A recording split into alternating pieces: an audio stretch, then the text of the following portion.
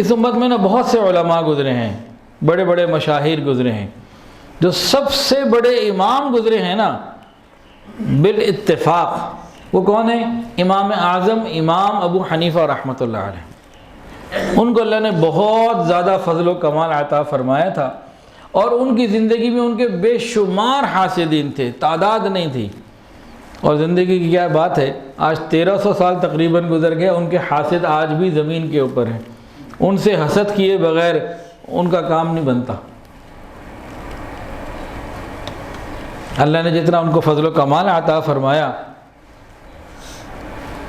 تو ان کے حاسدین آج بھی موجود ہیں، اس کے بغیر ان کی روٹی ہضم نہیں ہوتی، ان کو برا بھلا کہے بغیر، ان کا بس نہیں چلتا کہ ان کے لیے کیا کچھ نہ کر جائیں۔ لیکن اللہ جسے عزت دینا چاہے وہ پھر دے کے رہتا ہے، کوئی لے نہیں سکتا۔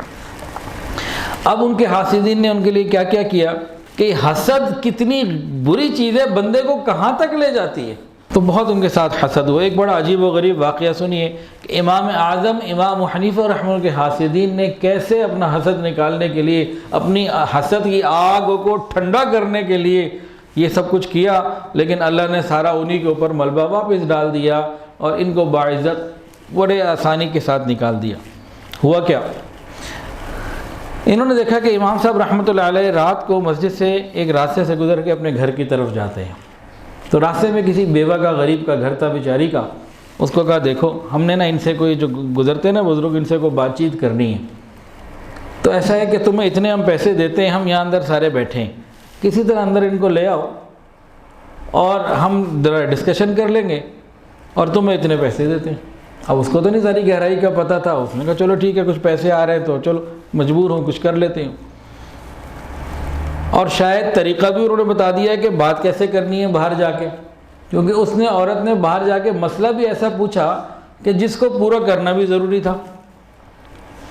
وہ عورت، امام صاحب گزر رہے تھے، وہ عورت آئی اور کہنے لگی کہ بات یہ ہے کہ ہمارے گھر میں کسی کا انتقال ہو رہا ہے، مریض ہے، آخری وقت ہے، وہ کچھ وصیت کرنا چاہ رہا ہے، مجھے سمجھ نہیں آ رہی، آپ ذرا آئیں، مہربانی کریں، سن لیں۔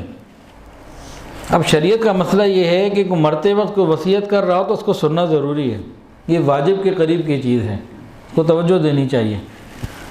اب راہ چلتے ہوئے بات آئی، امام صاحب نے کہا اچھا چلو ٹھیک ہے پھر سن لیتے ہیں۔ اب یہ اس کے اندر گھر چلے گئے، اس کے گھر کے اندر چلے گئے۔ جب گھر گئے تو پیچھے حاسدین نے جناب تو گھیرا ڈال دیا کہ جی آپ عشاء کے بعد ایک بیوہ عورت کے گھر میں رات کو کیا کر رہے ہیں۔ اب وہ خود پریشان ہو گئی کہ یہ کیا معاملہ بنا۔ اب انہوں نے تو امام صاحب کو وہیں روک لیا، اب آپ جا نہیں سکتے۔ ایک کو بھیجا، جاؤ بھائی کوتوال کے پاس، حاکم وقت کے پاس جاؤ اور جا کے بتاؤ کہ وقت کا، شہر کا سب سے بڑا فقیہ اور عالم ایک رات کے وقت میں کسی بیوہ کے گھر میں پایا گیا، اس کا کیا کام ہے یہاں پہ۔ اب امام صاحب کو تو جانے نہیں دیا، اس کو بھیجا بندے کو، وہ چلا گیا، وہاں جا کے اس نے رپورٹ درج کرائی، اور رات کا وقت تھا، اس نے کہا بھائی ابھی تو پولیس کو بھیجو نا، گرفتار کرواؤ دونوں کو اور صبح دیکھیں گے، ابھی میں نہیں آتا۔ اس نے جناب پھر پولیس کو بھیجا اور ان دونوں کو گرفتار کروا دیا ان لوگوں نے، امام صاحب کو بھی اور اس گھر کی خاتون کو بھی۔ اب پولیس نے دونوں کو قدرتاً ایک ہی لاک اپ پہ بند کر دیا کہ صبح دیکھیں گے۔ امام صاحب تو باوضو تھے، انہوں نے تو جناب قبلے کا رخ معلوم کیا اور نیت باندھی، نفل پر نفل پڑھنے شروع کر دی، عبادت میں لگ گئے۔ اب یہ عورت پریشان بھی ہوئی، نادم اور شرمندہ بھی ہوئی۔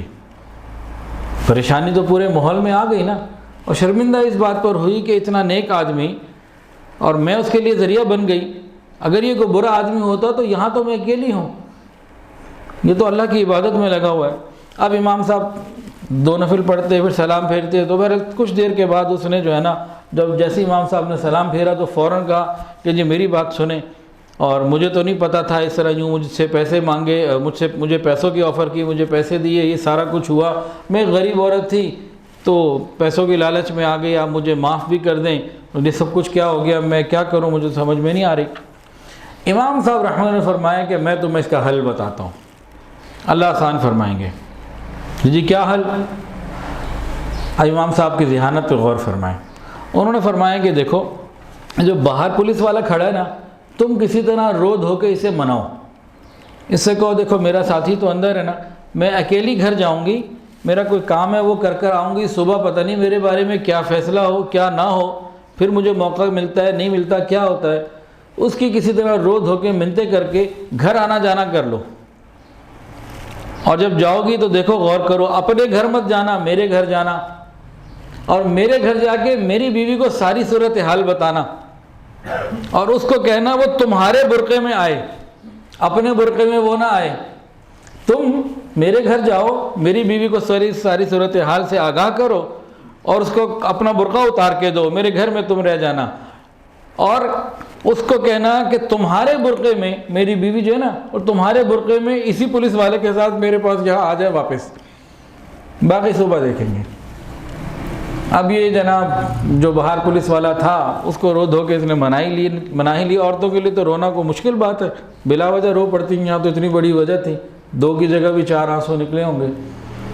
وہ آپ نے سنا کروکوڈائل ٹیئرز، وہ تو یہاں تیار ہوتے ہیں۔ اچھا جی، اب جناب اس نے پولیس والے کو تو منا لیا، کہا بھی تم بھی ساتھ میرے گھر چلو، میں کہیں نہیں بھاگ رہی ہوں، باقی ساتھی تو قریب ہی ہے، اندر ہی ہے نا۔ اس نے مجھے چلو ٹھیک ہے۔ ابھی امام صاحب کے گھر گئی اور جا کے امام صاحب کی بیگم کو اطلاع بھی دی، اپنا برقع دیا، امام صاحب کی بیگم آ گئی۔ اب جناب رات گزر گئی۔ اب حاسدین تو ساری رات انہوں نے جو گویا خوشیوں کا جشن منایا ہوگا کہ لو جی صبح جو ہے نا سب ان کی عزت خاک میں مل جائے گی، اور بڑی خوشی جو ہے نا یہ دربار میں آئے حاکم کے۔ اب حاکم نے دونوں کو بلا لیا، امام صاحب بھی آ گئے اور ساتھ ان کے حساب سے دوسری عورت اور امام صاحب کی بیگم بھی پہنچ گئی۔ حاکم وقت نے کہا تم فقیہ شہر بنے پھرتے ہو، اللہ اور اس کے رسول کی بات کرتے ہو، اور کردار اخلاق تمہارا یہ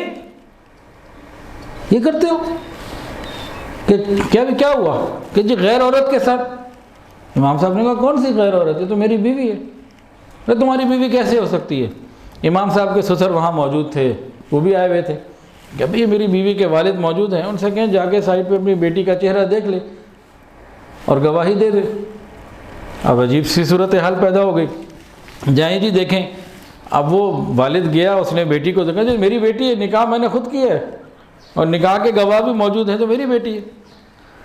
اب جناب حاسدین تو سوچ بھی نہیں سکتے تھے کہ اتنی بڑی سازش اور پلاننگ کا اتنا خوبصورت حل نکل سکتا۔ یہ حسد انسان کو نہیں چھوڑتا، یہ تباہ کر کے رہتا ہے۔ ویڈیو کے نیچے سبسکرائب کے بٹن پہ کلک کریں، بیل کے آئیکن پہ کلک کیجئے تاکہ ہر نئی ویڈیو کی نوٹیفیکیشن آپ کو مل جائے۔